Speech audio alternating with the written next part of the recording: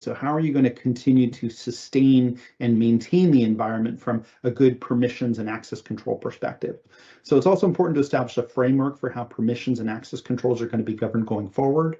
And along with that, develop training to help users understand the best practices that are associated with storing, sharing, or collaborating in Microsoft 365.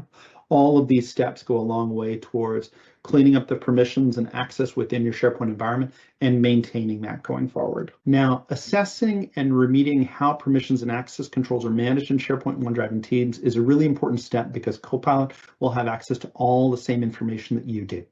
So you need to make sure that your permissions are in a good state. Disposing of content that you no longer need.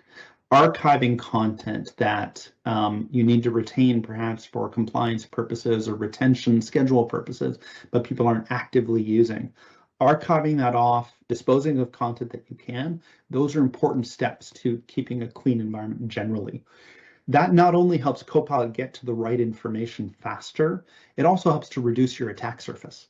Right? We think about records management and using it to manage records according to compliance and so on. That's great and that is very valuable, but also the actual disposition of content, the deletion of content is really important for removing content you no longer need and reducing the risk of litigation or the risk of cyber attacks accessing information that you didn't need to keep around anyway.